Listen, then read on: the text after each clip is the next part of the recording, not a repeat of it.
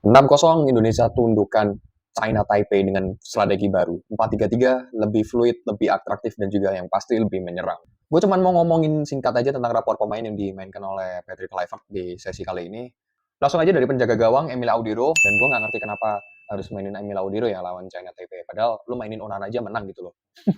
Lanjut di bek kanan, Yakob. Wah, gue satisfying banget gue ngeliat Yakob itu bener-bener speed mersan. Di babak kedua dia digantiin sama Wolves.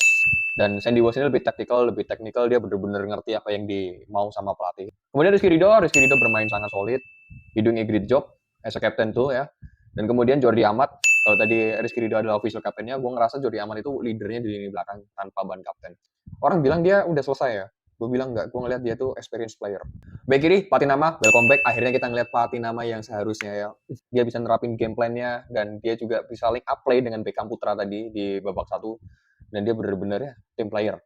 Lanjut ke gelandang, Mark Locke. Di babak 1 gue nggak ngelihat dia perannya sebagai double anchor sama Nathan, tapi gue lebih ngelihat dia sebagai box to box ya, dan experience player juga. Dulu dia nggak dipanggil timnas dan dia nggak ada drama aneh-aneh, dan ketika dia panggil dia nunjukin kalau dia memang pantas untuk menerima panggilan itu. Lanjut Nathan, buat gue Nathan MVP malam ini. Mungkin underrated banget, dia mungkin nggak banyak kesorot sama kamera, tapi dia ngelakuin kerjaannya. Dia motong bola, dia distribusi bola, he do everything. Di babak kedua dia diganti sama Tom Haye dan permainannya berubah ketika ada Nathan ya. Dan gue nggak bilang Tom Haye jelek ya. Ya, standarnya profesor aja. Kemudian di gelandang serangnya tuh Reinders, dan akhirnya gue ngeliat ada pelatih yang bisa memanfaatkan Reinders ya dengan sesuai kapasitasnya.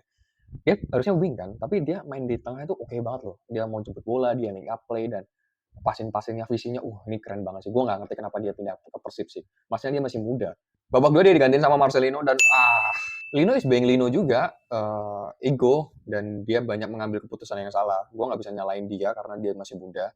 Kalau semua berjalan sesuai plan dari pelatih, Lino tuh akan jadi villainnya. Tapi ketika semua yang dijalankan sama pelatih itu buntu, egonya Marcelino itu bisa jadi pembeda. Sayap kanan, Egy, passing akhirnya itu masih nggak tepat sasaran. Babak 2 dia digantiin sama Emiliano, dan ya, this is a different level. Bener-bener eksplosif banget bro. Sisi sayap kiri itu babak pertama main Beckham Putra, mainnya nggak neko-neko. Build up, link up play. Kemudian striker Sananta, ya Sananta dia berusaha tapi memang suplai bolanya kurang. Babak kedua dia diganti sama Mauro Zilstra. Karakternya emang nomor 9 juga dia, dan memang sangat berbahaya juga Mauro Zilstra. Ya, mirip sama Emiliano, unlucky dia nggak bisa bikin gol, tapi nunjukin potensi sebagai nomor 9. Jadi itu aja, kalau lu bilangnya ini lawannya cuman China Taipei, ya memang lawannya memang di bawah kita, makanya kita bisa mendominasi tiap jengkal lapangan. Tapi udahlah, nikmatin aja dulu lah. Menang 6-0, mainnya bagus, sangat menghibur ya. Di tengah kita yang dikerjain sama pemerintah kita sendiri, dapat hiburan kayak gini, it's a good things bro.